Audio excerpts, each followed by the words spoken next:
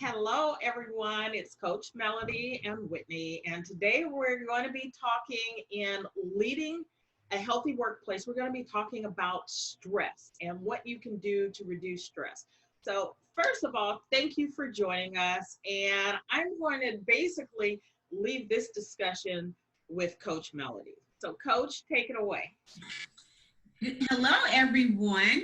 I am Coach Melody with Unwrap You, and I create and implement on site wellness programs for companies and organizations, and I also do executive coaching. But today we're going to talk about stress, and this is a perfect time for this conversation because we're dealing right now in this COVID season, and then even the fact that a lot of states are transitioning now, people are feeling anxious, they're feeling some level of stress, really trying to cope with the new normal for themselves.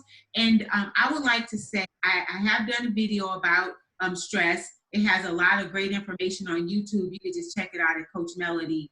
It goes into deeper. But I would say that stress is the number one killer as far as the workplace. When you think about it, according to the CDC, 110 million people die every year as a direct stressor from positions, but not just the workplace, but everything else that factors into your life. And I'm saying this because right now, you know, a lot of people don't understand stress, Whitney, is so internal. And if you're not really in tune with yourself, with your body, know what's going on, transitions, being able to listen to and have some way to let that go, it can be deadly. 110 million people, that is a lot of people dying. Yes. I would just like to say there are things that you can do. And one is just really being open. I had a client this weekend, and she was telling me that she's bored, you know, all the time. We have to understand what bored is. It's actually a good thing, but it's not boredom. It's a time to reflect. It's a time to understand what's going on with you. It's a time to look back and say, what is it that I'm trying to do? What goals do I have? Where am I trying to go? And actually finding some activities, because right now it's important. You're staying at a lot of shelter in place is still going on. And I'm going to highly recommend that you continue to do that until, I mean, this is still not over yet. So you have to continue to protect yourself. And to stay stressless is take some time and find some activities that you love. I'm hearing people gardening, walking. I love riding my bike. You can color, do puzzles, take family time. You can have smaller engagements because honestly, this could be stressful being at home alone. We have so many dynamics right now. Some people are at home alone. Some people are with their family and teaching that are not educated to be teachers. There is just so many different things that are going on that are impacting people individually. So I can talk to 100 people and they're all experiencing something different. But I really would recommend that everyone take time, that downtime, to really get used to and have some time to reflect. A good book, journaling. I have a journal, of course. More than welcome. That's one of the most freeing things in being able to keep up with what's going on in your emotions, because stress can be emotional. And I would really like to just say for everyone out there, it's one of those taboos, but we have to understand being able to sit down and talk to someone. And then the importance of having workplace health. And Whitney's going to talk about a different aspect, but it's because employees need engagement. They need to talk about this. They need to understand what's going on with themselves. They need a clear plan and to say, hey, you know, it is okay to have this feeling, but let's put some action. Let's create some solutions. Let's help you walk through this. And as far as adjustments in the transition, therefore, we're here on these calls to give you guys some snippets of the value that we bring to your workplace, being able to help you, being able to help your employees increase ROI and just be more productive overall. So you have to just contact us. We love this work and we love bringing these messages to you. And Whitney, do you have anything? Yeah, I just want to reiterate something you said, and stress is actually a natural part of life, right? It's part of who we are. The problem comes when it starts to impact our health. or it starts to impact our work.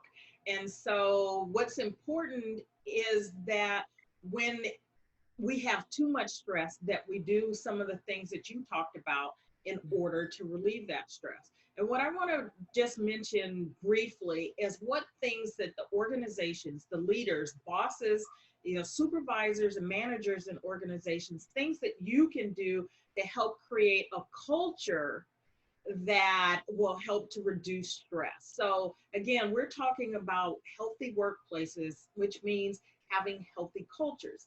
And the first thing you can do is to make sure you have open communication in your organization, that you allow people to talk about what's going on in the organization, that you share with your employees things that are happening that impact their jobs so that they're not caught unawares about what's going on. And so when there's a lack of information, people will fill that void with all kinds of things, and they will create stress out of nothing. The other thing is to ensure that your benefits plans include mental health care as well as the physical side. Very important that employees have access to mental health. And then encourage breaks and lunches, not just because it's required by law, depending on how long people work each day, but to get them out of the office, to let the work go, to go out for a walk, to get some sunshine when they can, and then encourage them to make sure that the food they're eating is nutritious. And if it's possible at all, flexible work schedules and remote work. Now, right now, we're doing a lot of remote work, and people are probably looking forward to actually getting back into the office. But there's a balance in there somewhere where every now and then someone can do work remotely to allow them to do that. And then finally, and I think this is absolutely the most important thing, is that you have to be the one to set an example of what health and stress reduction, what it looks like. If you model that for your employees, they're going to follow your lead. And again, that's what we're talking about, leading a healthy workplace. So those are a few of the things I wanted to suggest. Make sure you take your breaks, that you take vacations, and that you shut down after hours. So, Coach, you got any final words you want to share? Yes, you hit home on two important things. As I'm doing the Zoom calls for corporations now, I'm always talking about boundaries and mindset. It starts with mindset and really having that culture you said to let employees know that it's okay to take breaks, to have the time. But the boundaries are important because people are telling me every day I'm working longer, I'm working more than they were at the office because it's just they're not turning it off. And you have to, because you're just at home. So they'll walk by and leisurely look at the computer, check email, or make phone calls. It really is important to set boundaries and know what that looks like. So those two with mindset and boundaries, oh, those are very important, you guys.